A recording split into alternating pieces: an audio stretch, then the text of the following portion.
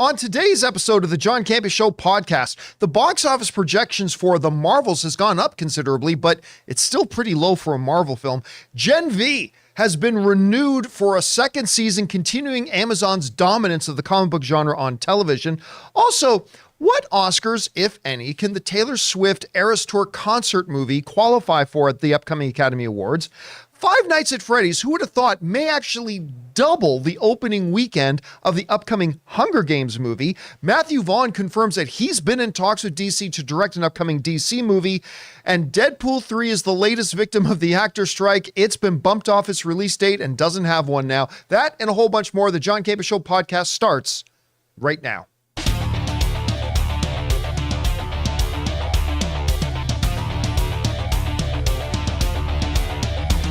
Well, greetings and salutations, everybody. Welcome to the best damn movie-related show on the planet Earth, the John Campea Show podcast, coming to you from right here in our quaint little studio, brought to you in part by our friends at Mint Mobile.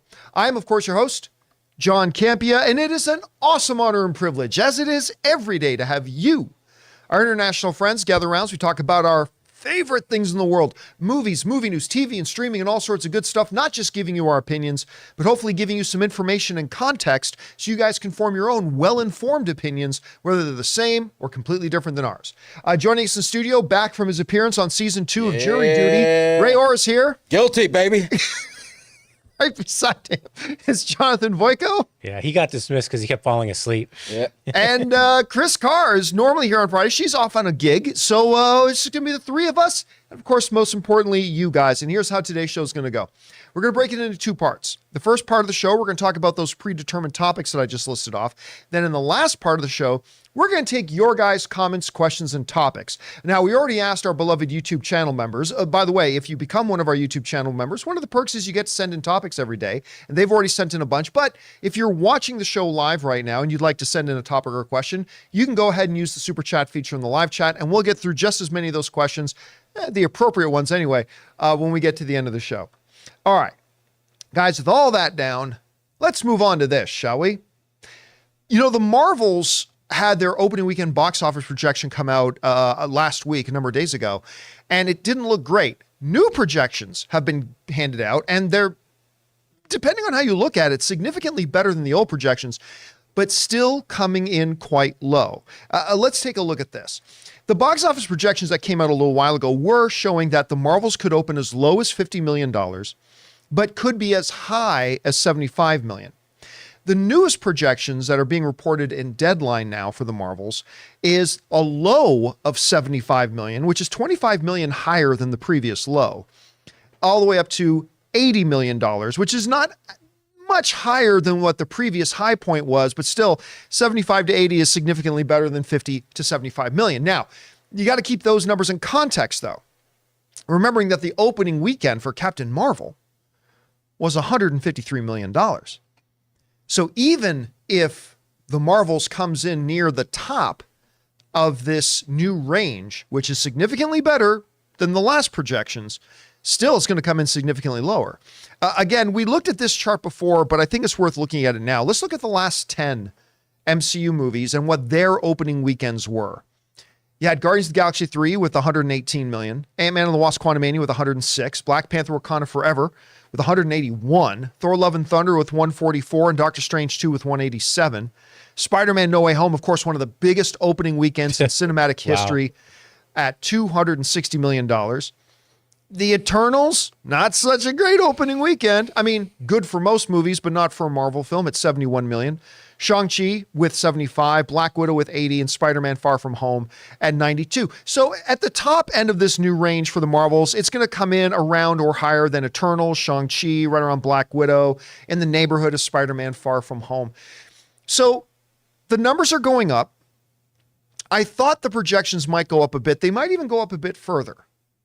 Because remember, when people first started asking me about it, it's like, hey, how come the advanced sales for the Marvels is so low? I'm like, I'll be honest with you, dude, I didn't even know the tickets were on sale. And I think a lot of people are in the same boat as me. So the question, though, is that we got to face at the moment is, so why is it that the Marvels, even though the tracking is going up, is still coming in pretty poor for a Marvel film? I mean, I guess if this was a DCEU movie, an opening weekend projection of 75 to 80, they'd be popping bottles. But this is a Marvel movie, and this is a poor showing for a Marvel Cinematic Universe movie.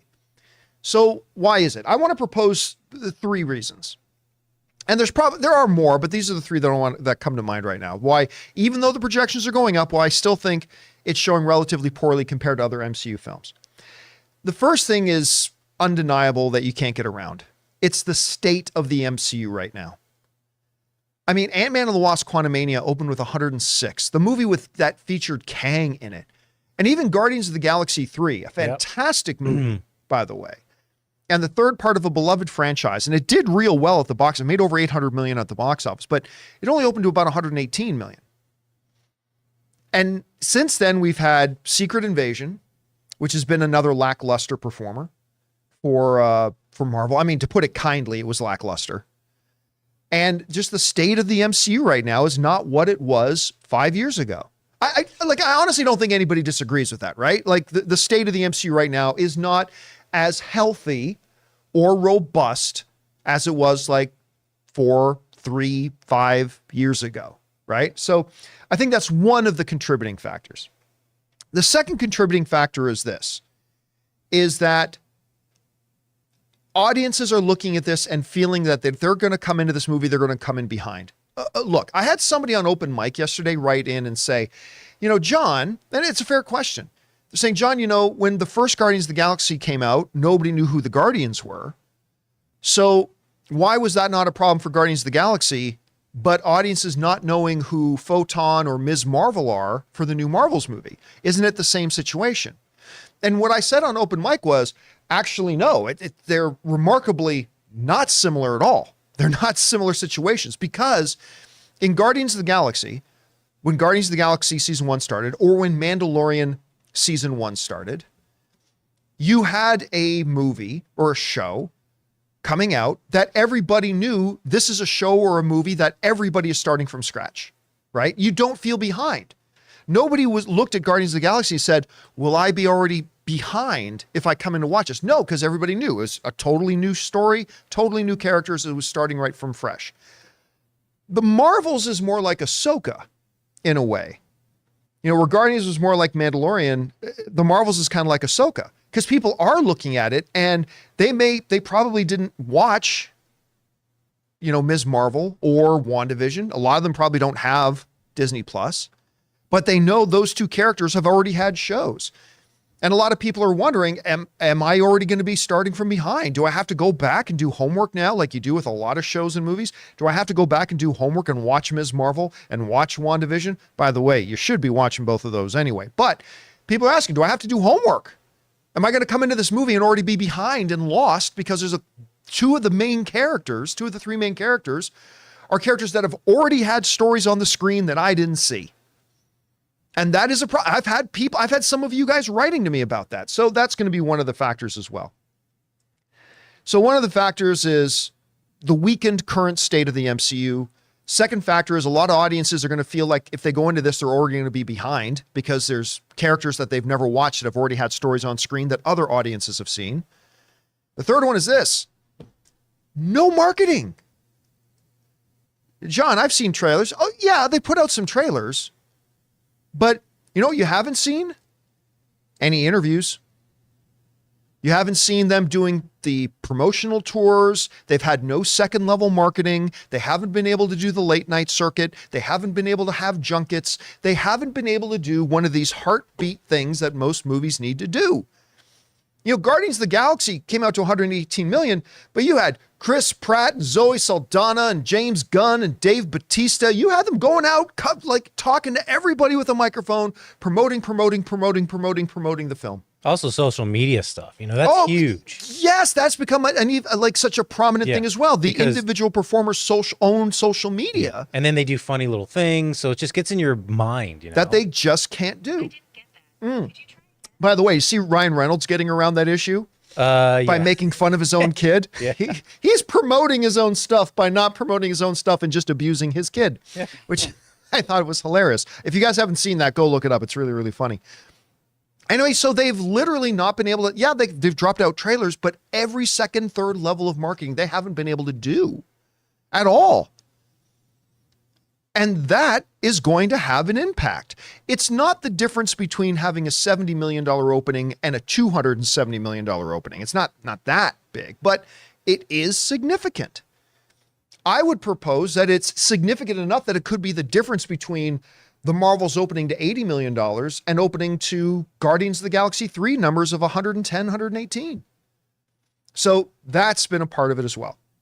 I said there were three, and those are the three main ones. The MCU's in a weakened state. Not as many people are going out to see MCU right now. A number of the audiences are feeling like they're already behind on this, so they would have to do homework to see it. Number three, absolutely no promotional materials going on for this. No interviews, no second level promotion, nothing, none of that is going on. I also want to suggest a fourth one. While I believe that Captain Marvel, the movie that made over $1 billion at the box office, and by the way, it's so funny watching people who didn't want Captain Marvel to make over $1 billion at the box office cry and make excuses. Well, it only made $1 billion because of this, and it only made, really? Because lots of other movies have had advantages and never made $1 billion. Anyway, deal with it. Captain Marvel made over $1 billion. Now, I don't personally think Captain Marvel was a top-tier MCU film. I thought it was good. I liked it. But it wasn't top-tier MCU. And I think there are a lot of people who felt about Captain Marvel the way I did. It was good. Some people felt less good. Some people didn't like the movie. So I don't ever think there was a reality that Captain Marvel 2, whether it was called Captain Marvel 2 or The Marvels, I don't think there was ever a reality that Captain Marvel 2 was also going to be $1 billion film. So I think that that's part of the reality here as well, that you're not going to get as many people as excited about running out to see it as they were maybe for the first time around. Because again, I thought the movie was good, but it didn't exactly blow the doors off like, say, something like Shang-Chi did.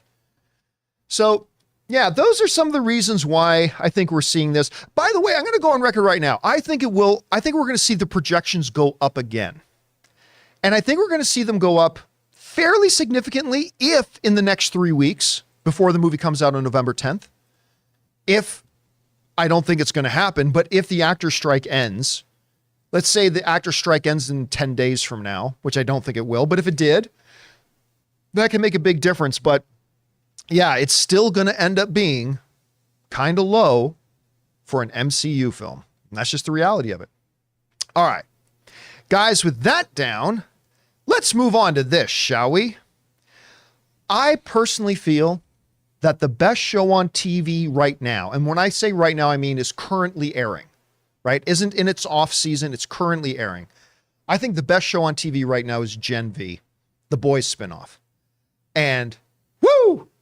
You know, life gives us some bad things in the entertainment world, strikes and work stoppages and all that kind of stuff, but it also gives us some good stuff. It's official now.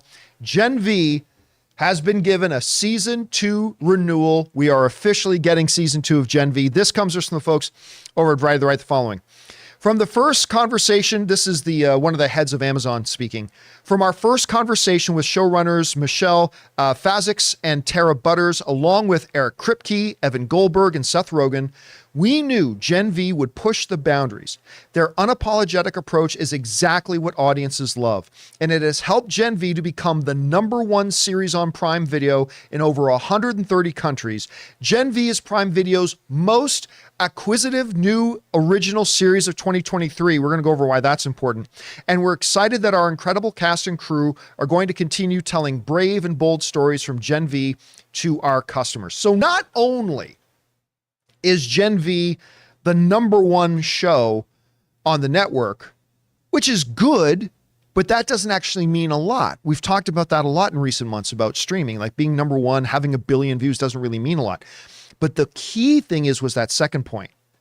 It is the most acquisitive show they have.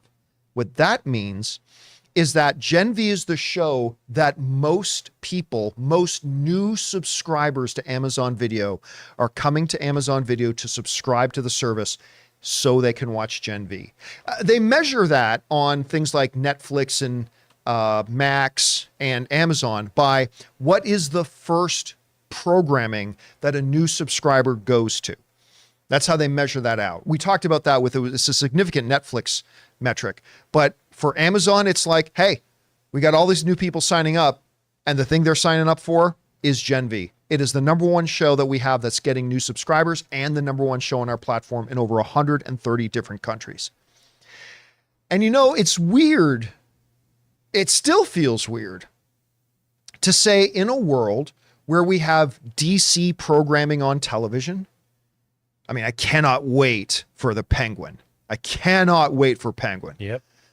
But in a world that we have MCU stuff on Disney Plus, it is weird in that world to say, Max isn't ruling superhero content on television, and Disney isn't ruling superhero content on television. Amazon is embarrassing both of them. Not just beating them, Amazon is embarrassing both of them with the quality and the entertainment value and the depth and everything that The Boys has given us, and now by extension Gen V. New episode came out last night. I was glued. And the cliffhanger at the end, the little reveal at the end, is like, oh my God. Like, they are just, and it's not just because it's superhero. I've made this contention before. Take away all the superpowers out of Gen V. You've still got a really good show with interesting characters, with varying motivations, depths and layers to their characters, the interaction, the chemistry, the stories, the relatable experiences, all that kind of. Take away superpowers, take away the bonkersness, take away the puppet slaughter. And my God, puppet slaughter is still one of the best scenes I've ever seen in a comic book television show. And you've just got an effing great show. And The Boys has been bottom spanking all of DC and Marvel's television stuff as well. Like, it's just next level. And oh God, how funny was Jensen Ackles last night? How good. Jensen Ackles popped up as a version of Soldier Boy in last night's episode of Gen V. Oh my God. Every time he opens his mouth as that character, it's hilarity. I was laughing my ass off. Me and Ryan were sitting around watching that. I was just laughing my ass off the entire time. Anyway, super excited, super thrilled that Gen V has gotten a season 2, and I cannot wait. Ray, did I see you watching last night's episode when I walked in the office today? Yeah, man. These kids have a lot of problems. It's, These kids, that's the subtitle. These kids have a lot of problems. Like, they can't catch a break. It's a stressful show. It is. For me, it's very stressful. It's kind of like, the show is, we all know what's going on, right? Like, they give you that, except the characters there obviously don't know what's going on. And it's kind of like, just get there and let's get, it's been entertaining. Oh my God. It's been very entertaining. And we're heading into the last 2 episodes now. And oh, is it really? Yeah. After last night, I think there's only 2 episodes left after last night. Because they dropped 3 at once, right? So they dropped, they launched with the original 3. And I think last night was episode 6. Oh, that was 6. In general, I thought, all the series last night were pretty good. Oh, yeah, I mean, Loki was very entertaining. Yeah, that was very entertaining. I'm enjoying Loki a lot. So, yeah, good stuff is happening. I know. All right. With that down, guys, let's move on to this, shall we?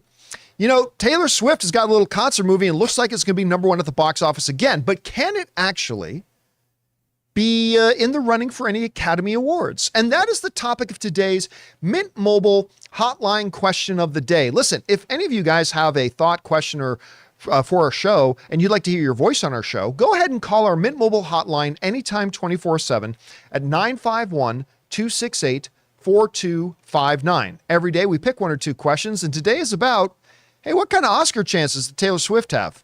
Check it out.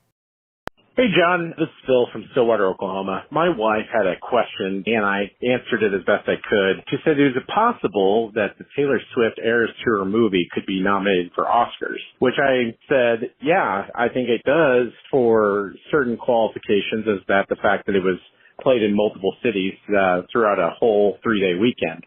But my question is, can it really? I mean, what categories other than Best Picture can the Eras Tour even be nominated for an Oscar, if it even were to be nominated?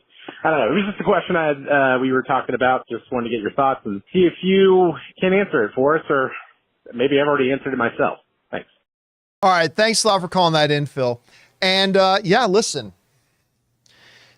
Taylor Swift, out of nowhere, about a month and a half ago or a month ago, announced right out of left field that, oh, we've got a concert movie and we're dropping it in theaters in 1 month, and here, the tickets are on sale. And it's one of the highest opening weekend box offices of the entire year. Only behind films like, Barbie, Mario Brothers, and a couple of MCU films. But it's like one of the biggest opening weekends of the year. For a little concert movie that cost them $15 million to make. And it's already made well over 100 million. And it's going to be number one at the box office again this weekend. I mean, it looks like, I saw the Thursday night preview numbers, and it's kicking the crap out of Martin Scorsese's Killers of the Flower Moon. I think its preview numbers were double, where I should say Martin Scorsese's preview numbers were half of what Taylor Swift's were in its second weekend. Regardless, it's made a big splash at the theaters, and it's made a big splash in the theater industry because the movie theaters love Taylor Swift right now because it brought in not just movie ticket money, but concession buying money. Mm-hmm. Real happy. So the question then becomes, what's it eligible for? Well, I might shock you to say it's got a pretty decent chance at one Oscar. And it's the only Oscar I think it'll be eligible for. Now, I wish I had one of my friends who's in the Academy who could sit in here and maybe give us a little bit more light. I'm right here, John. Academy of Culinary Arts, baby. So, actually, you said, I know it qualifies for Best Picture. It does not qualify for Best Picture, as a matter of fact. It does qualify for the Oscars. It does not qualify for Best Picture. But here's what it does qualify for. And I'm telling you right now, do not bet against this movie getting a nomination in this category. Documentary. That's what I was thinking. It is, by every definition, by the letter of the definition, the Taylor Swift Eras Tour concert movie is, by all definitions, it is a documentary.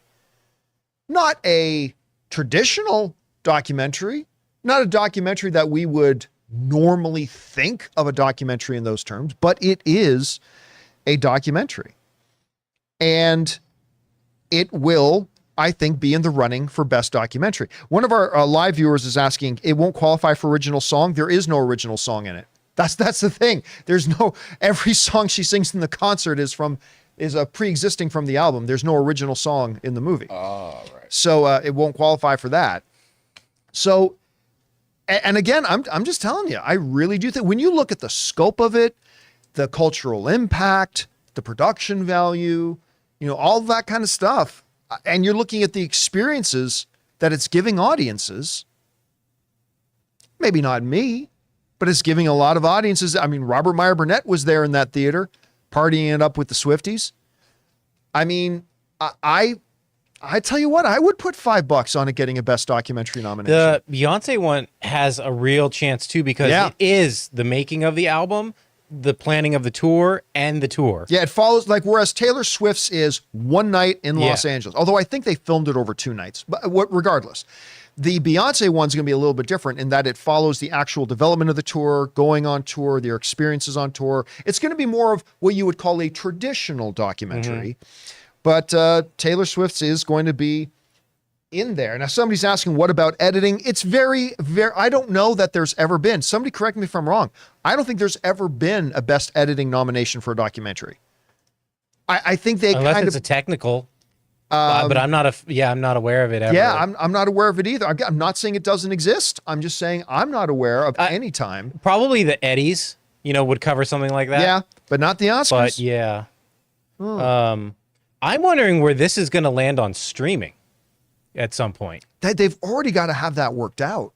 Does she have her own website where you're going to stream it Taylor from? Plus? Or maybe to sell it for VOD at first, but then eventually does she license it out to Netflix or something? I think eventually, I think you're probably accidentally right. I think it is probably going to be Netflix. That's just a guess. Yeah. I just think they probably have the most money to throw at it. Yeah, I do too. Yeah, and or Apple. Yeah, again, Apple. There has been, from what I'm reading, documentaries that have been nominated for editing. Really? Like one was called Hoop Dreams. Oh, I remember Hoop Dreams. Did that get a best editing nomination? This include. Hold on. There you go. Yeah. This is why we say don't take my word for this. But a concert video, I really highly doubt that the editors branch of the Academy is going to qualify that for best editing. I think something like the Beyonce, which is more of a traditional documentary, would have a better chance for getting it editing that. But I think the one Oscar you might be able to look for Taylor Swift making some impact at the upcoming Academy Awards is probably best documentary. Yeah, and Adam in the chat said Amazon. So I think it's like Netflix, like you were saying, or Amazon, actually. Yeah. Well, Amazon and Apple would both have all the money in the world to throw at the it money, if they really but I wanted feel to. like Amazon has the audience compared to Apple right now, or Netflix. Yeah, that's true. It depends on what, does Taylor want to make money with it, or does she just want to give it to the Exposure. broadest audience? Yeah. So maybe she'll just put it on Instagram for free. Who knows? It's up to her. Taylor Graham. Up on Taylorgram. All right, guys. Listen, with that down, we still got to talk about the early projections for Five Nights at Freddy's and the new Hunger Games movies, and it looks like Five Nights at Freddy's could double what the Hunger Games gets. All through director Matthew Vaughn has confirmed that he has been in talks with DC about directing a possible upcoming DC film, and Deadpool 3 no longer has a release date as of right now. We're going to talk about all that, but before we do, we're going to take a moment and thank a couple of sponsors of today's episode of the John Campea Show podcast, our friends at Fume and my mobile service provider, and they should be yours, Mint Mobile. We want to take a second to thank a sponsor of this video, Fume. Quitting cold turkey is great in theory, but you and I both know it's way more difficult than that. And that's why there's a better way to break your bad habits. We're not talking about some fake online promises. We're talking about our sponsor, Fume. And they look at the problem in a different way. Instead of a drastic, uncomfortable change, why not just remove the bad from your habit? Fume is an innovative, award-winning flavor-aired device that does just that. See, instead of vapor, Fume uses flavored air. Instead of electronics, Fume is completely natural. And instead of harmful chemicals, Fume uses delicious flavors. You get it. Instead of bad, Fume is good. It's a habit you're free to enjoy and makes replacing your bad habit easy. I personally didn't know what to expect when I first got my Fume. I mean, I've never liked vapes, but my goodness, the taste. The first time I tried it, I was completely sold on it. It was incredible. Stopping is something we all put off because it's hard, but switching to Fume is easy, enjoyable, and even fun. Fume has served over 150,000 customers and has thousands of success stories, and there's no reason that can't be you. Join Fume in accelerating humanity's breakup from destructive habits by picking up the Journey Pack today. Head to tryfume.com and use the code Campea to save 10% off when you get the Journey Pack today. That's tryfum.com and use the code Campea to save an additional 10% off your order today. Guys, we want to take a second to thank a sponsor of today's video, Mint Mobile. Signing your life away to a big wireless provider is kind of like being trapped on a roller coaster from hell. Sure, it looks like fun at first. They probably even threw in a free phone, but now you can't get off. Month after month of insane bills and unexpected thrills, like overages and surprise fees. If that sounds like your current big wireless plan, it's time to get off the ride with Mint Mobile. For a limited time, wireless plans from Mint Mobile are just $15 a month. That's unlimited talk, text, and data for just $15 a month. You guys know before I came to Mint Mobile, I was paying triple what I am paying now on the standard big wireless plan, and I will never go back. All plans come with unlimited talk, text, and high-speed data delivered on the nation's largest 5G network. Use your own phone with any Mint Mobile plan and bring your phone number along with all your existing contacts. To get your new unlimited wireless plan for just $15 a month and get the plan shipped right to your door for free, go to mintmobile.com/Campea. That's mintmobile.com/Campea. Cut your wireless bill to just $15 a month at mintmobile.com/Campea. And thank you to our friends at Fume and Mint Mobile for sponsoring this episode of the John Campea Show podcast. All right, guys, with that down, let's get on to this, shall we?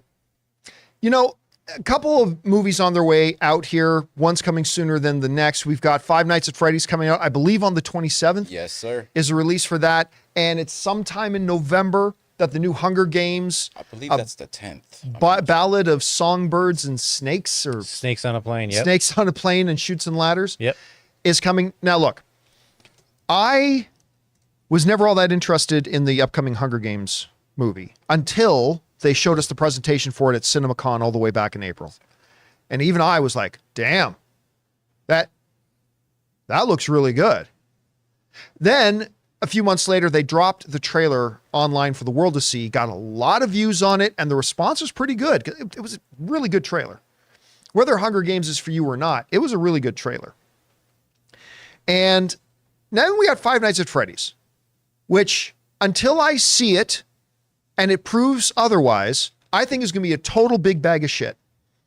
Despite the fact that I've been super excited about seeing a Five Nights at Freddy's, I got really hyped about it when I found out that the Jim Henson Company was going to be working with the studio on it to develop the animatronics and all that kind of stuff.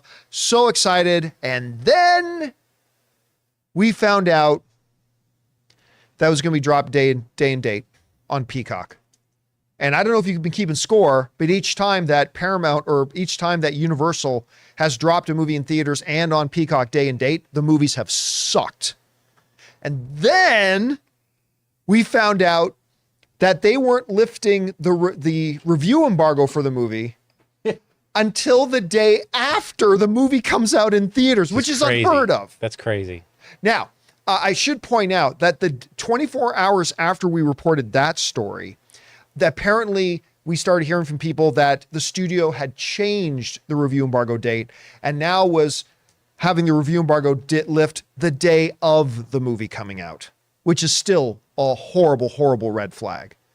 So the fact that they're dropping a day and date and the fact that they're basically hiding the movie all screams to me this movie's going to be a big bag of shit.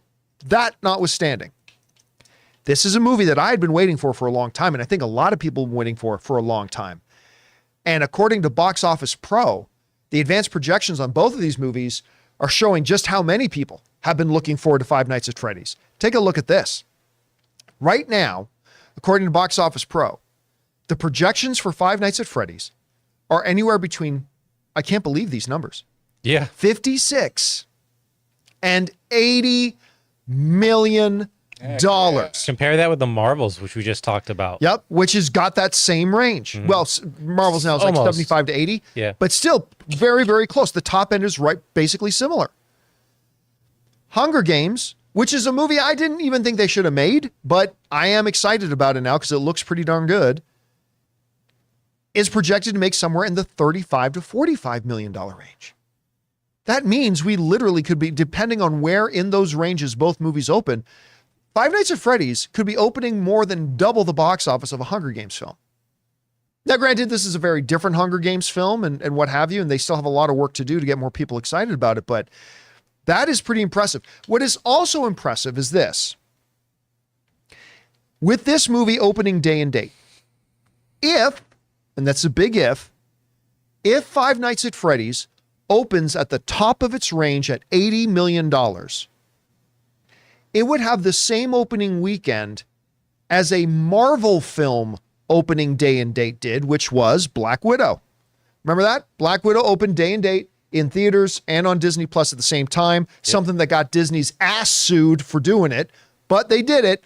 And Black Widow made $80 million. Five Nights at Freddy's could be making as much as Black Widow did opening weekend.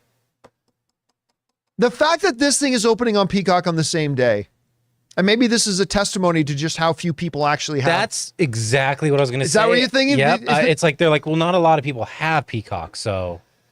You know. Yeah, I mean, maybe that's it. I happen to enjoy Peacock mostly because that's where I watch The Office. Yeah, I'm not like slamming Peacock. I'm just saying the reality is compared to like Netflix or Disney Plus, Peacock is not like at the top. They have a much smaller market share. Mm-hmm. So maybe if this thing was dropping in theaters and on Netflix on the same day, maybe it would be a bigger difference, maybe a smaller opening weekend. And plus, what a perfect time to release a movie like this during Halloween season. Oh, yeah. Like I actually, Unlike the Haunted Mansion. I would prefer watching this in theater, even if I knew it was on, just because it's Halloween season. I'm seeing it. Well, I always prefer to see it in theaters. I always want to see a movie. I mean, with A-list, what do I risk other than my time? So it's like I'm seeing it. Well, still some staggering numbers. It's going to be interesting to see how this all turns out. All right. With that down, guys, let's move on to this, shall we? Matthew Vaughn, who we just talked about on yesterday's show because he was doing an interview and mentioned that he would reboot Star Wars at this point and go right back to Luke Skywalker and reboot it all. Apparently, he has been, and he confirmed, he has been in talks with DC with the targeted aim of directing one of the brand new DCU movies. Now, Matthew Vaughn is a director I have loved for a long time, especially just because he directed Stardust, which I think is the most underrated film ever. Obviously, I love a lot of the films that he's done, and he's very well versed in the comic book genre as well. So it's not really surprised that, James Gunn and Peter Safran want to talk to him. This comes from the folks over at Screen Rant who write the following. The director, that's Matthew Vaughn, confirmed that he was indeed approached by DC for a film. Vaughn hinted that he has talked with DC Studios co-CEOs James Gunn and Peter Safran about working on The Authority, which has got a lot of people excited. At least Robert Meyer Burnett is real excited about it. While the director could end up helming the upcoming DC movie, nothing is set in stone just yet, with Vaughn saying, DC has reached out and Gunn and Peter, we've been talking. Never say never. At the moment, I'm enjoying creating my own things. The franchise is in the best hands, so let's see what happens. Now, look, of course, as we've been talking in recent days, Matthew Vaughn's got a number of upcoming projects coming. And he's been talking recently about going and doing Kingsman 3, and he's been talking about doing another Kick-Ass and all that kind of stuff. Frankly, I think he should leave both of those alone and just move on with other things. But right now, Matthew's dance card is kind of filled up. Here's what I think is going to happen here. Matthew Vaughn loves the comic book genre. I mean, that's obvious. Just look at his filmography. He's had experience in it. He's a terrific director, although I hated The Kingsman 2, and I wasn't very big on The King's Man. But other than that, I've loved every other one of his films. I think he's just a fabulous, great sense of storytelling director. I love this guy. And I don't think it's going to be The Authority, to be honest with you.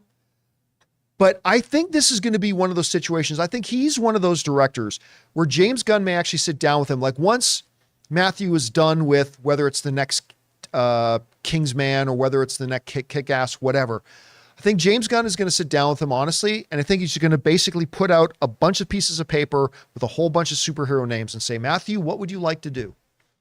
Which, oddly enough, is exactly what Warner Brothers did to get James Gunn to come to Warner Brothers. They literally sat down with James Gunn after he left Disney and said, here's all the options. Whatever you want to do, James, you get to do it. And I think that's what he's going to do with Matthew Vaughn. I think he just respects him that much.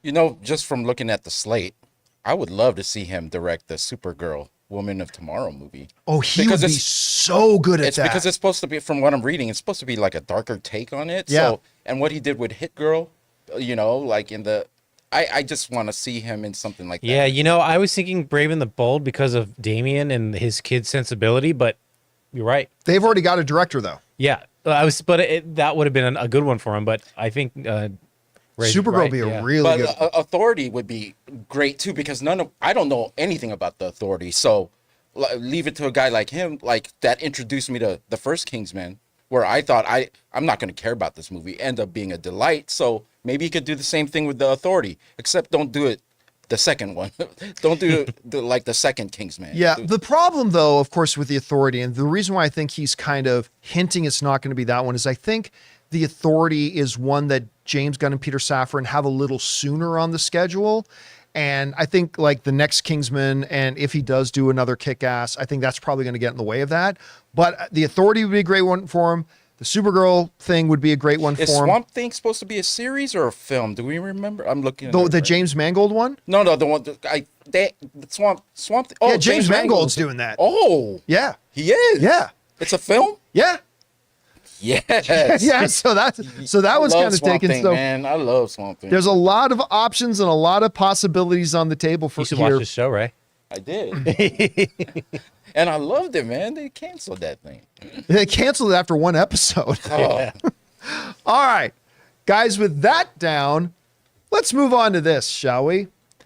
There is safe to say no movie I am looking forward to more right now. Like not this year, next year, like at all, period. There's no movie I am more excited about and I am more looking forward to than Deadpool 3. For a lot of different reasons. I absolutely adore the first two Deadpool films. I don't know who doesn't. But the very fact that it's going to be the first one under Kevin Feige, it's going to be the first one. We're going to have Hugh Jackman returning as Wolverine for one last ride. A bunch of the stuff we've been reading about it, the shots we've been seeing. I don't know, maybe the movie will be crap, but nothing has me more excited right now than this movie. And I got real excited when they announced a few months ago that it was coming in May of 2024.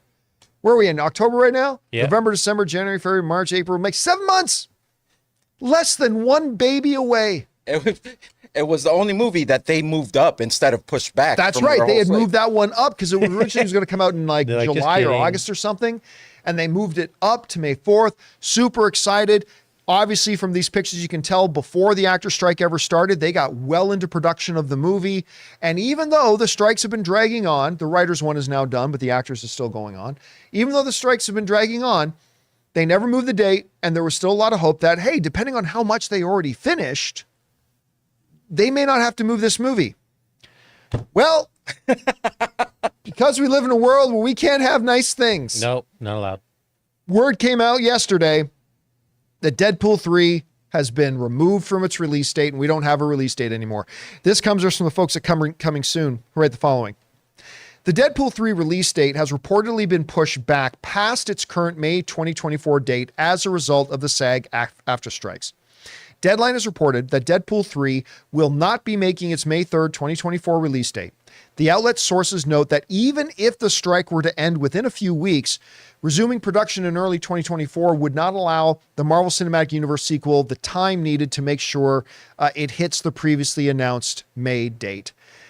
Now, look, I think a lot of us, I mean, me included, I'll admit it, when the actors' strike started, there were a lot of people, including me, that did not think that one was going to last very long. It sounded like they were already not too far apart on certain things. There was a lot more optimism going into it. You know, the actors delayed the start of the actors delayed the start of the actors' strike because they were meeting and they felt like maybe they could avert a strike altogether. They didn't. The strike happened, but I think a lot of us felt like, yeah, this isn't going to last too long. We're heading into 3 months, over 3 months. And after the fallout last week, I don't even know that this strike is going to be over this year. I'm not saying it won't be. I'm just saying I no longer have any optimism. I don't have any hope. It's up to Netflix. Yeah, I just right now don't have any hope that this actor strike is going to be ended, especially after the stunt they pulled. I just don't believe it's going to be done before 2024. And so, unfortunately, this announced delay of Deadpool 3 became, as Thanos would put it, inevitable. We knew it was coming because no matter how much production they got done, you can only push off finishing up shooting and then first get the shooting done, working around everybody's schedules that have now been completely thrown into chaos, and then still having to do post-production on all the stuff that you still have to shoot. Like, I'm sure they're working on post-production on all the stuff they've already worked on and shot. So the work has been happening on the movie, but at some point you run out of options. And a 3-month delay, which will probably turn into a 4, 5, or 6 month delay, is just too much for almost any movie to handle. You know what it had to compete with in May What's if that? it did come out? Garfield, baby. Is there another Garfield? Well, I see it listed on multiple sites, but also I forgot this movie was How coming did I out. not even know there's another Garfield movie? Yeah, the Imaginary Friends is Ryan Reynolds too. That one, Yeah, that yeah. came out. It's supposed to come out on May 24th too. That actually looks really interesting. Remember they showed us a presentation of that at CinemaCon? That looked really cool. And Furiosa and Kingdom of the Planet of the Apes all in the same month. Well, you're heading into that. That's a prime summer movie season month. May, June, July. Those are the 3 prime summer movie season months. So I'm not surprised there's going to be a lot of competition. But I mean, I'm not going to lie. I'm bummed out. Yep. I still remember how happy I was when they announced that they had moved that date up and it was going to come out sooner than we thought. And I was so happy. And even when the strikes began, I was still very optimistic that we're going to be able to make this release date. But apparently not. It's like going to McDonald's and they have that special shake, that limited edition shake, shamrock shake, whatever, pumpkin shake. And then you go there the last day and they're like, no, we don't have it. You got to We're wait out. till next year. Yeah, you gotta wait. It's just like that. It's just like It's not like that at It's all. amazing the things that break your heart. It's just like it's not McDonald's, like that at actually. all, actually, when I think about it. But you know what? I just wanted to mention, I want some shakes. Now I'm suddenly in the mood for a shake. All right, guys. With Your mouth was watering. that down, We're not going to go over and start taking your comments and questions that you guys have been sending in. But before we get to that, we're going to take another quick moment here and thank a couple of more sponsors of today's episode of the John Campea Show podcast, our friends at Rocket Money and Quip. Guys, we want to take a second to thank a sponsor of today's video, Rocket Money. Did you know that the average person has around 12 paid subscriptions and they might not even remember to subscribing to half of those? If you have no idea just how much you're spending each month, you need Rocket Money. It's this great app that tracks all of your expenses so you know exactly where your money is going. I recently just found out that over 80% of people have subscriptions that they've completely forgotten about. Seriously, think about how many free trials you subscribe to that you just probably never canceled. And that's why I'm such a big fan of Rocket Money, because I was one of those people. When I signed up to Rocket Money, I was stunned to find out that a gym I had belonged to in another city I lived in, I had still been paying my dues to for over 2 years. Also, that music subscription service I use, yeah, I forgot I was subscribed to 2 other ones. That's where Rocket Money comes in, because Rocket Money is a personal finance app that finds and cancels your unwanted subscriptions, monitors your spending, and helps you lower your bills all in one place. With over 3 million users and counting, Rocket Money customers have saved on average of $720 a year. So stop wasting money on things you don't use. Cancel your unwanted subscriptions and manage your money the easy way by going to rocketmoney.com/Campea. That's rocketmoney.com/Campea. rocketmoney.com/Campea. Guys, we want to take a second to thank a sponsor of today's video, Quip. Guys, good health starts with good habits, and Quip makes taking care of your oral health easy by delivering all the oral care essentials that you need to care for your mouth. They've got an incredible electric toothbrush with timed sonic vibrations with 30-second pulses to guide a dentist-recommended 2-minute clean. Guys, it's my favorite toothbrush I've ever owned. And who likes flossing? I don't, but this water flosser hits all the right spots with gentle or deep cleaning pressure at the touch of a button. But guys, then there was an additional surprise. Quip also supplies mints and gums that are fantastic. Every time you pop one of their new mints, you'll be caring for your mouth inside and out. Bold mint flavor keeps your breath confidently fresh, and you'll get a boost of vitamin D. And their gum prevents cavities and freshens breath when chewed for like 20 minutes after eating. It's sugar-free, is tooth-friendly, and has 0 calories. So guys, if you go to getquip.com/Campea right now, you'll get 20% off any electric toothbrush, mint and gum dispenser, and water flosser. That's your 20% off any electric toothbrush, mint and gum dispenser, water floss at getquip.com/Campea. Spelled GETQUIP.com/Campea. Quip, the good habits company. And thank you to our friends at Rocket Money and Quip for sponsoring this episode. All right, guys, with that down, let's get over to your questions, shall we? We're going to start off with those of you who are watching live and send in some super chats. So let's go over to that first. Jonathan, what do we got? Seconds from Disaster. Let me just scroll you up a little bit. Hey, everyone. Question for the whole crew. What's a movie that you loved the beginning but really disliked the rest? For me, it's The Hunt. Oh, yeah, The Hunt was terrible. I can't name one because it happens all the time. Yeah. It happens all the time that a movie comes out, starts strong, and then just kind of withers away and isn't able to stick the landing. Look, the hardest thing, I think everybody acknowledges, the hardest thing in making a good movie, period, is almost impossible. But one of the hardest parts is nailing the ending. It's even TV shows have had a hard time at doing that. Look at Lost, like one of the most celebrated TV shows of all time, and that really crapped the bed.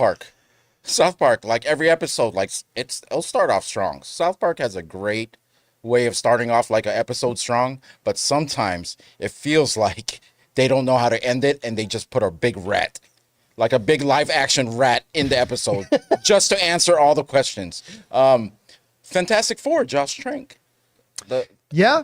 I mean, that wasn't just the ending that was bad. I mean, that kind of fell apart early, but you're right. It started fairly strong. A lot of people forget that Josh Trank Fantastic Four, the one with Michael B. Jordan as Johnny Storm, that movie actually started pretty strong. Again, I remember me and Harloff were sitting in the Fox screening room, and we're about a half hour, 40 minutes into the movie, and he and I turned to each other because we expected the movie to be terrible. And I remember we turned to each other and went, this isn't bad. This is pretty good. And then it went right to credit. Like, this is where, yeah. All right. What's next? Mike's Movie Madness says, went to watch Killers of the Flower Moon, but unfortunately the film was having audio issues. Thankfully, it was only 45 minutes in, and the theater refunded my ticket, so I'll be watching it Sunday. That's horrible that you had that experience. But you know what? Here's the thing. When you consider how many movie theaters there are in America. And on average, they probably do 3 screenings a day. So you got to figure, and I'm just pulling a number out of my ass here, but you got to probably figure there are probably somewhere in the neighborhood of, I don't know what, 60,000 screenings a day in America. The fact that so rarely does something like that happen is amazing to me. And look, technical issues happen. What matters to me as a consumer is what does the theater do afterwards? Now, it's been about 3 or 4 years since I've been in a movie theater that had to stop the screening because of a technical issue. But I remember when it did, it was at the AMC Burbank 16.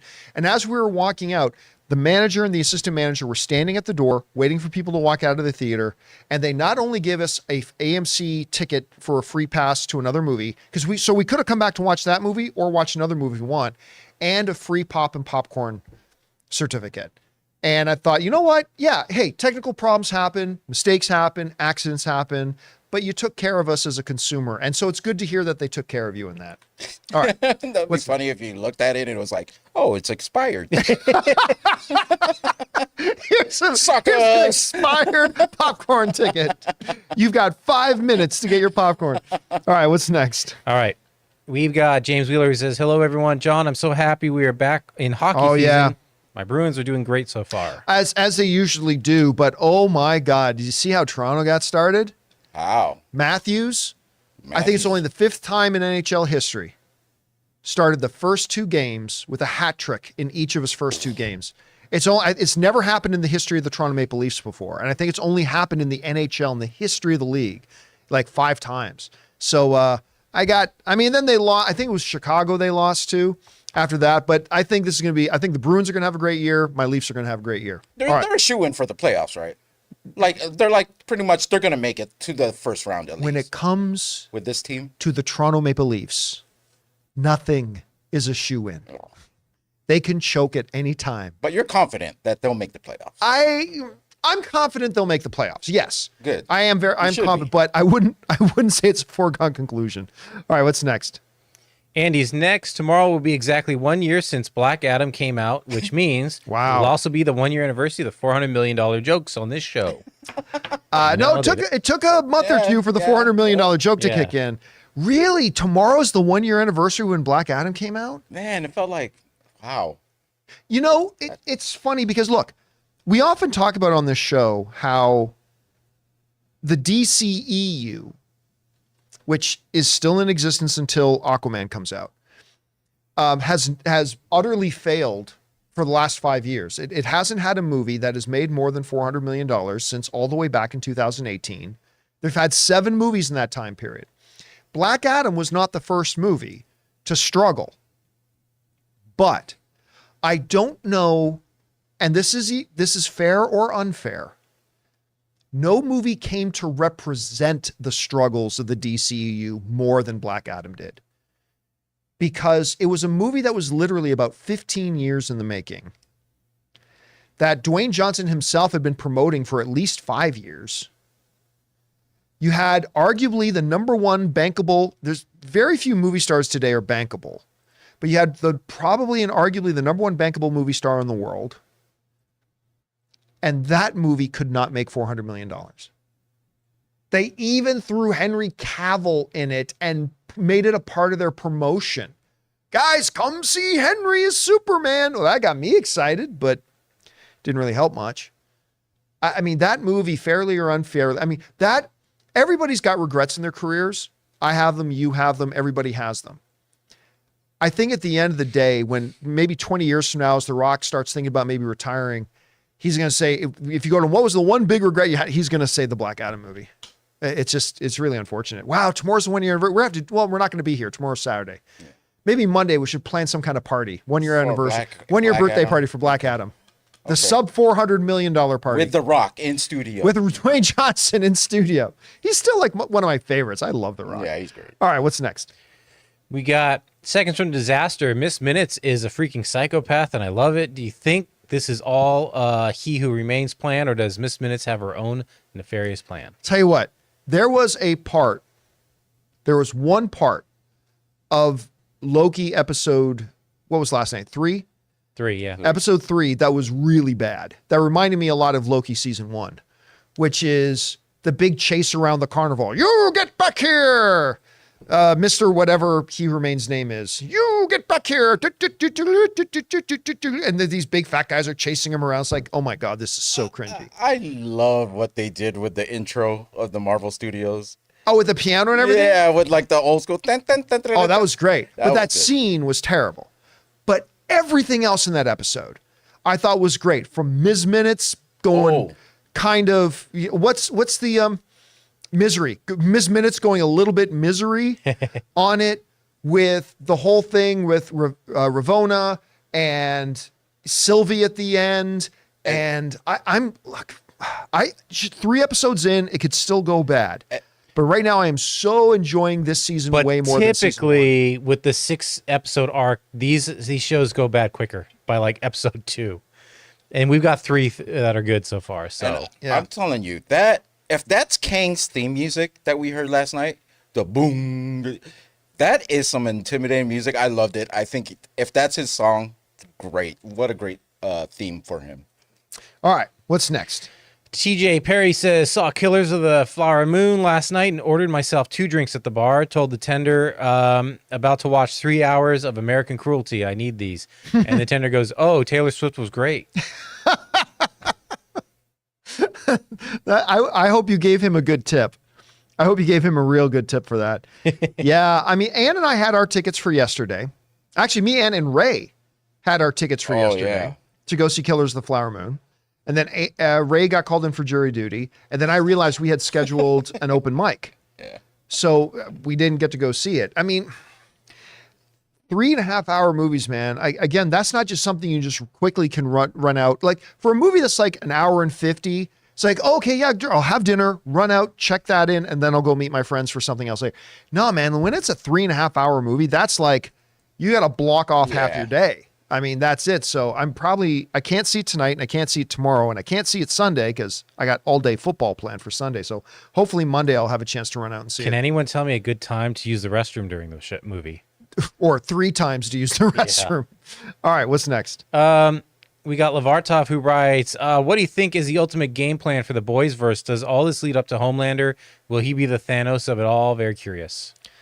Well, I mean, look, it's been clear since episode 3 of season 1, Homelander, he is the end game. Now, who ultimately takes out Homelander? Don't know. I mean, theoretically, Marie in Gen V, she, with what her particular power is, she could be a threat to Homelander. But I mean, right now, the ultimate threat to Homelander, of course, is Soldier Boy. Soldier Boy was on the brink of taking him out. So there's Soldier Boy, whether it's finally Billy that takes him out, whether something happens with Huey and Huey takes him out. I mean, I don't know. But yeah, Homelander clearly is the apex predator of the boys universe, right? It's Homelander. That's it. So unless they brought in, what I hope they don't do is bring in some bigger threat that all of a sudden the boys and the 7 have to team up to fight. I mean, I hope they don't go that route, but listen, this show has been so good. Even if they do something like that, I'm 100% certain they'll figure out a way to make it really interesting. But that's how much faith I have in this show. This show is remarkable. I can't wait. The character I really am enjoying, like just as the actor himself, is the guy who plays Andre. Oh, he's so good. He's a really good actor. I really like the way he's playing this character. So I really like Cricket. She might be my favorite character in the show. I mean, she's so good. All right, what's next? Zeus, Olympus Driven, writes, do you think we should have a great Greek mythology franchise by now that has glamour like Clash of the Titans remake and grit like, why won't you scroll? Grit like Immortals? Should we have one? No. Look, people have taken a crack at it, and you've mentioned them. Immortals. By the way, I didn't mind Immortals. Yeah, Immortals wasn't that. You know, you Luke Evans, Henry Cavill. Mm-hmm. I like Immortals, and of course, you had Michael Rourke in there. Did I say Henry Cavill was in Immortals? Yeah, he was. That's right, he was in Immortals. Yeah, he was in Immortals. But it just wasn't able to get there, right? Clash of the Titans should have been great. Wasn't able to get there. It's a difficult subject matter to make something interesting about, though, too. It's like, what do you do with that? I'm not really sure. But should we have had a great one by now? No, not necessarily. Will we? Maybe, but it's a tough nut to crack. That's for sure. All right, what's next? Okay, we got Chasselet. Any series you want to see rebooted or continued? Grimm for me. Too soon for Grimm. You know, Grimm is a real example of a show that started really well and ended really badly. I loved Grimm. As a matter of fact, it's funny that you mention that and bring that up because I don't know why, but lately a couple of Grimm clips have been popping up in my YouTube playlist and I've been watching a couple of them. I really did. I love that show. Like just the relationship between, I think the lead character's name was Nick and Monroe, a Grimm and a Blutbotten, a werewolf, become buddies. And like, I loved the show, but I don't know if it's because they were surprised by the cancellation and they had to try to wrap it all up really, really fast. But yeah, it's just a show that didn't end well for me. But a show I'd love to see them take another swing at it. I think I might have mentioned this the other day because I think in today's world, doing this a certain way could be very interesting. A-Team. I think there's a really interesting way you could, I mean, it would be very different from the 80s show, but I think there's still a really interesting way you could go about doing it. So I'd be curious to see that. All right, what's next? C Black writes, Jonathan Majors was amazing as Victor Timely. He was very good. I mean, yeah, there's no getting around it. He was very, very good. But does anybody have any doubt how good, at this point, does anybody have any doubt how good of an actor Jonathan Majors is? He is remarkable. The only question is he going to be in jail? I mean, that's something I just don't know. I have no input on that. I have no opinion on that.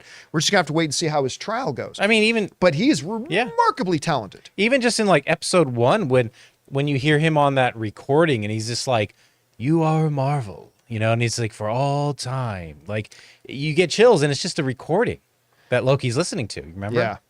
I mean, he's a special actor. He just really is. All right, what's next?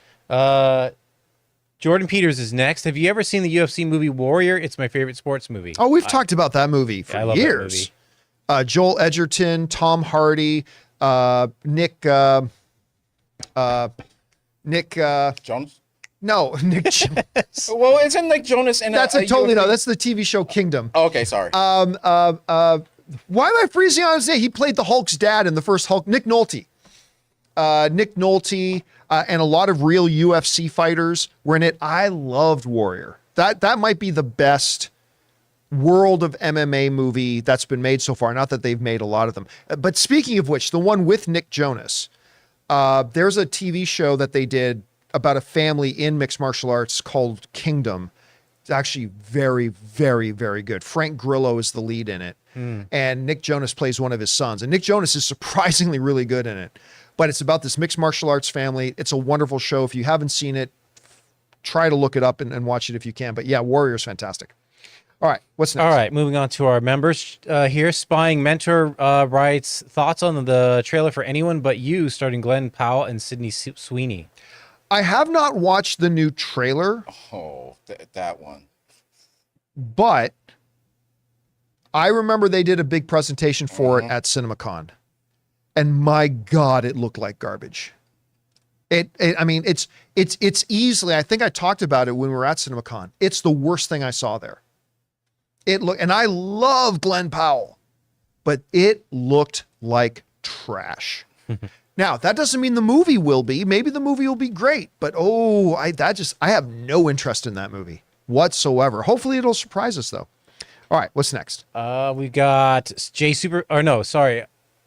Spying Mentor again. Thoughts on The Bear being renewed for season 3? I mean, it makes sense.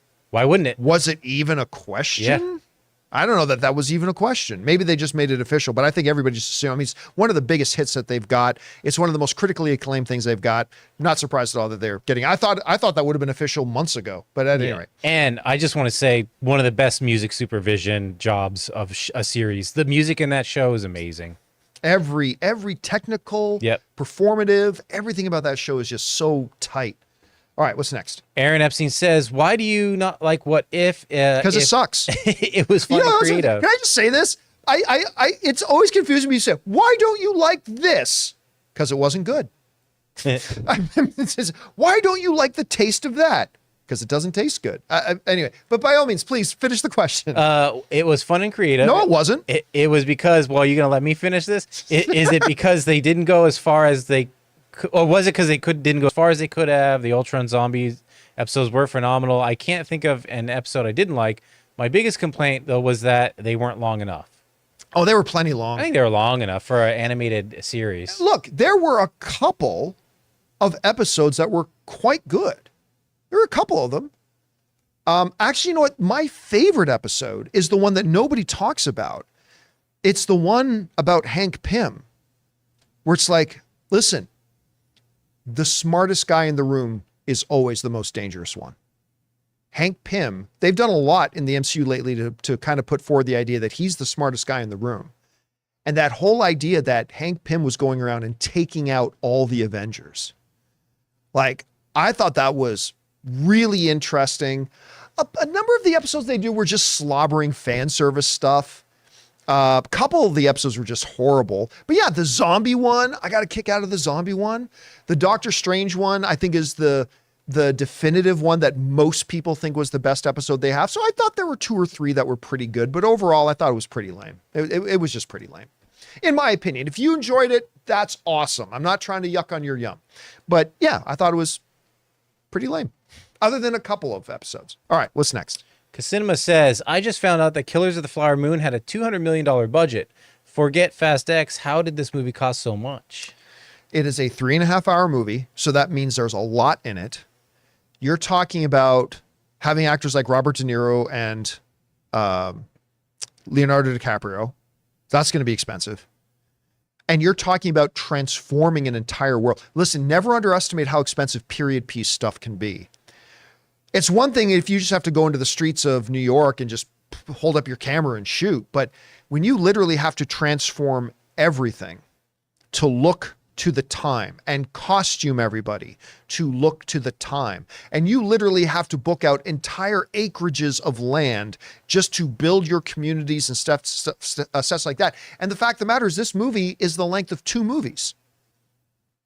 So yeah, I mean, I haven't watched the movie yet myself, but a 3.5-hour period piece movie starring Robert De Niro and Leonardo DiCaprio, directed by Martin Scorsese. Yeah, I could see how that movie would cost $200 million. And I haven't even seen it yet. But like Fast X cost $350 million. So that's a totally different thing. All right, what's next? We got Christian Rodriguez says, it's literally game day today. Are you going to play Spider-Man 2 today? Love you all, especially John. Yeah, no, I'm not. I don't honestly know when I'm going to get around to trying Spider-Man 2 because any free game time that I have, and I don't have a lot, is completely dedicated to Baldur's Gate 3. Once I'm done with Baldur's Gate 3, then I'll probably give Spider-Man 2 a shot, but not until then. All right, what's next? Dr. Stinky says, hey, John and crew, I had a packed night last night. Saw Killers of the Flower Moon, Loki episode 3, and both were great. A lot of Killers of the Flower Moon cinematography reminded me of the color purple. Like the original, or the movie was a masterpiece, but really heavy. Still don't know which is better. This or Oppenheimer. Right now, I'll put it at a tie with Oppenheimer for number 1. Bring on the filthy. Good to hear. Oppenheimer right now currently sits, I believe, as my number 2 movie of the year. Spider-Man Across the Spider-Verse is still my number 1 film of the year. I still think that is the best movie of the year. Oppenheimer's up there. Really looking forward to seeing this one too. But you know what's also right up there? Jonathan and I were just talking about before the show started. None of you saw it. Dumb Money. Dumb Money is so good. Guy, I think it's still playing in theaters. I'm thinking about going to that AMC 8, that little like screening room theater tonight. I'm telling you, I want to see it again in theaters. Guys, make sure you get a chance to go see that and do go see it. And it's nowhere near as long as I think it's like a 95-minute movie or so. I could be wrong, but I think it's a relatively short movie. Yeah, and it's really short. That's what I was thinking. A lot of people compare it to The Big Short. But I actually feel like some of it kind of reminds me of The Social Network a little bit too. It's a cross. Yeah, it's definitely a bit of a cross between in that. All right. Let's take a couple more. What's next? Sure. NK Banup writes, hey, John, you back on Doom Patrol? The musical episode was fun. I have not started watching the last season of Doom Patrol. You guys know I love Doom Patrol. I have not got caught up. I'm not up onto the newest, most recent and final season, unfortunately, but I will get to that soon. I will get to it soon, but I'm excited about it. All right, what's next? This one is harkens back to earlier today. Disney Freak writes, after watching Gen V last night, I'll never hear a knock knock joke the same way again. I actually told Jonathan the joke. So I'll tell you what the joke was. Just be ready. But you have to understand, okay, Jensen Ackles as Soldier Boy is just gold. And I hope they find ways to bring him back more and more. But and listen, you're going to hear me say it. It doesn't sound all that funny, but the way Jensen Ackles says it, it's in the context in which he says it, it's just, hey, what? Knock, knock. Who's there? Go fuck your face. Knock, knock. Who's there? Go fuck your face. I don't know why. Jensen Ackles saying it just makes it absolute complete gold. His entire dialogue in last night's episode, like, I had to pause the show a couple of times. I was laughing so hard. So anyway, yeah, I love him in that role. All right, last question of the day. What's next? All right, we got TJ writes, how do outlets determine box office projections and how accurate are they as a whole? They are 90% of the time very, very close. Very close. There's a few things they gauge. Obviously, one of the things that they gauge is pre-sales. Pre-sales alone can give them a pretty good metric on where things are going. They also look at engagement. They look at things in recent years, like in the last 5, 6, 7, 8, 9 years. They've looked at social media activity, how many times a certain project or movie has been discussed about, all that kind of stuff, how much reach as the marketing campaign has had. So yeah, about 90% of the time. Now what people will do is what people often do, which is ridiculous. They'll say, hey, there was this one movie that had a projection of 50 and it made 95. So projections are always wrong. That's extremely rare. It's extremely rare. So yeah, projections about 90% of the time, they're within about 10% of where a movie actually does on its opening weekend. So, and there's a lot of different factors they take into it, but those are a couple that they look at. It's a great question. All right, you know what? Let's do one more. What's the last one today? All right, I'm glad I didn't close this. So Mike Hudspeth writes, not to be a Debbie Downer on a Friday, but what movie for you was the biggest disappointment? Not necessarily the worst movie you've ever seen, but the movie that just bummed you out the most. Keep it filthy. Yeah, like there is a difference between being disappointed and what you thought was the worst. Because if a movie I saw I think was the worst, but I never thought it was going to be good anyway, there's not a ton of disappointment. That disappointment is usually the biggest gap between how good I thought it was going to be versus how good it actually ends up being. Like, so even a movie that's not terrible, but I thought it was going to be the greatest movie ever made, that could be extremely disappointing. I mean, there's a couple for me. I'd have to sit down and think about it more, but a couple off the top of my head. Obviously, The Rise of Skywalker. I had a lot of hope going into The Rise of Skywalker. I really did like a lot of the marketing. Some of the trailers were bad, but some of them looked fantastic. I loved the idea that they were bringing Palpatine back. I just thought they would have a good reason for bringing Palpatine back. Silly me. That's got to be one of the biggest disappointments I've ever had at a movie theater was that. But also a weird one, I know, but I bring this movie up a lot. Gangster Squad. Yeah, man, that looks so good. Like Sean Penn, Ryan Gosling, Emma Stone. It just looked. And was it directed by Ron Howard? I can't remember who. No, it wasn't Ron Howard. Wasn't it Matt? No. Look it up for me. But it was a director that I remember being excited about that the director was directing it. Anyway, it wasn't Ron Howard. But that was a movie that I would have bet money before seeing it that it was going to be a Best Picture nominated Ruben Fleischer. Oh, Ruben Fleischer. Right, yes. I would have bet money that it was going to be a Best Picture nominated film. I think Josh Brolin was in it too, if I'm remembering correctly. And I went to go watch that movie and I'm like, oh my God, it was so bad. So yeah, that's got to be there too. I see somebody in the live chat saying like Black Adam, but nobody thought Black Adam was going to be like a Best Picture contender, right? We were all had, hopeful but realistic expectations. I didn't think Black Adam was a bad movie. It wasn't great, but it wasn't bad. So I wouldn't put that on my list anywhere. But yeah, Rise of Skywalker has to be one. Oh, Highlander 2 because Highlander is one of my top 10 all-time favorite films, and Highlander 2 is in my bottom 3 worst films Well, ever that was a made. crime, actually. That was a bummer. literally a crime. I mean, somebody should be in jail for that movie. All right, guys. And that'll do it for today's installment of the John Campea Show podcast. Thank you so much for being here and making this show part of your day. Big special thank you to all you guys who sent in questions, whether you're channel members. Thank you so much, guys, for being channel members, or you sent in a super chat. Number one, because you gave us great fun things to talk about. But number two, you supported this channel as you did it. And all of us involved with the show, thank you guys so very much for your support. Don't forget, we will be back again next week for new episodes, new adventures. Who knows? Maybe the strike will be over by then. Kind of doubt it, but we can all be hopeful. I want to thank Ray Ora for being here. Ray. Have a good weekend, everyone. Jonathan Voico. See y'all later. And most importantly, you guys. My name's John Campea. Thanks so much for being here. And until next time, my friends. Bye-bye.